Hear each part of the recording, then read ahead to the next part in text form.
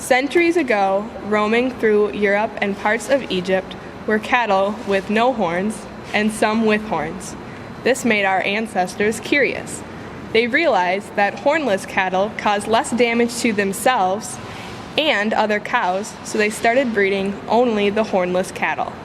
Fast forward a few hundred years, and geneticists dug even deeper. They found out that the horned cattle had a mutation in their genetics, causing them to be polled or hornless. This mutation has no one origin, and through selective breeding, has become dominant to the horn gene. Other than reducing the risk of injury, polled cattle reduce the cost, time, and stress of dehorning. Hi guys, Latanya here with Channel 9 News, and we're visiting Top of the Pole Farm, where most of the cattle are polled. The polled gene is a dominant gene in cows, and believe it or not, you can breed to make sure a cow does not have horns. How cool is that? The one way to see if a cow is going to have horns is you can do a genetic test. It is my understanding that farmers prefer polled cattle over cows with horns. Is that true, Farmer Bobby Joe? Hi Latanya, thank you for taking the time to visit with me today. I am happy to get to share the importance of breeding for polled cattle, as it can be a major issue on many farms. Actually today we will be assisted with this topic by my veterinarian, Miss Peaches and Cream. Let's talk about my cow, Sirloin. Now I tell you son, this isn't just your ordinary beef cow. She's the finest of them all. Her only problem is her calf, Big Mac over here. She was born with them annoying horns. This is why I have Miss Ann Cream out here today to fix my problem. Here at Top of the Pole Farms, we always try our best to breed without horns. Well, you see, every once in a blue moon, we get one with horns, but we immediately get rid of this problem. We do this by dehorning the cattle, which removes the horn and horn-producing tissue. The cattle must be restrained with a halter or the head gate of a chute. Giving local anesthesia blocks the corneal nerve, which provides feeling to the horn. Dehorning can be done either by disbudding using chemicals or a hot iron, which destroys the horn-producing cells of the horn bud, or by disbudding surgically to remove the horn bud and horn-producing cells. Dehorning should be done at a young age, you see less than 8 weeks old, to minimize hazards such as sickness and death following dehorning in older calves, decreased live weight gain, loss of productivity, high stress levels in older calves, and concerns for animal welfare. Treatment following dehorning includes slight bleeding, application of wound dressing powder, or dehorning pads. The cattle can then be considered polled once they are dehorned. Enough about me blabbing. Let me introduce you to the expert here, Miss Ann Cream. Hi there, Bobby Joe. Nice to see you again. Hi. Like Bobby Joe said, there are often some downfalls to dehorning, but there are also some important benefits. I often remove horns on calves so that their handlers will not have to worry about being injured by them. Even though breeding for calves to be polled saves the producer lots of time and stress and money, there isn't always a practical option. Typically, I dehorn calves by one of two common methods. In the method that burns off the horns, hot irons are applied over the horn bud, rolled over the bud several times until a ring of tissue on the bud is burnt, and then the bud falls off.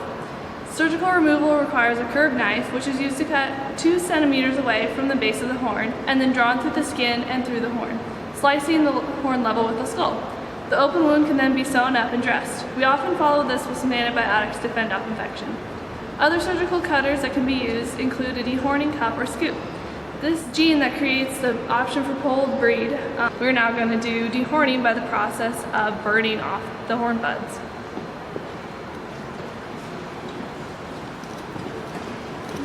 So here's my hot iron. It's been sitting in the heat for a while. Oh, it's a little dangerous. Don't get hit by the horns here. Hold her still. Ah! There's one. There's now restraining her here.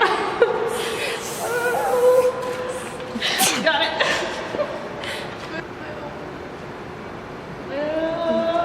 Alright, well that was the whole process.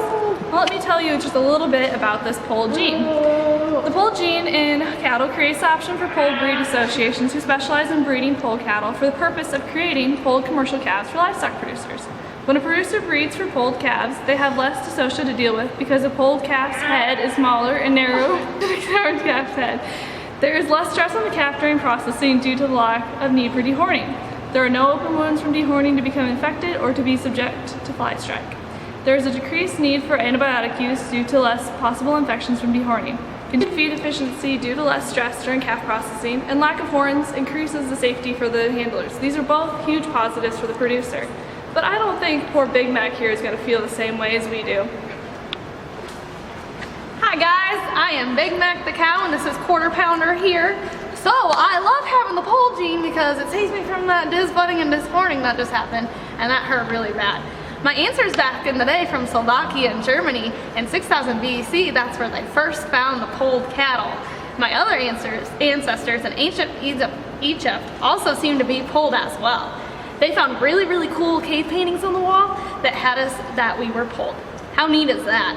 They also found in Germanic tribes that there was also more polled cattle. Some different symptoms of having the polled gene in cattle is that there are two different types of mutations that have been found responsible.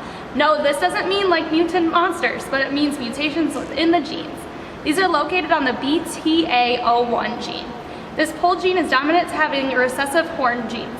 Thank goodness, because it saves me from the hurt from debudding and dehorning. The inheritance of the mutant allele at the locus is autosomal dominant, so it is on every gene except for the sex genes.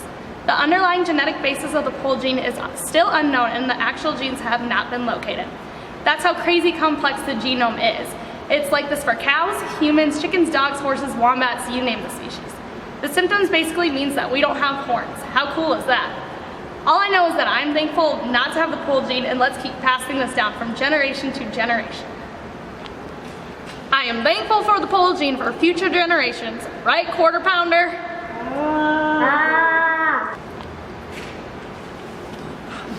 I'm sorry, Big Mac. Well, Bobby Joe, I would just like to thank you for letting us come out to your farm. Back to you guys in the studio.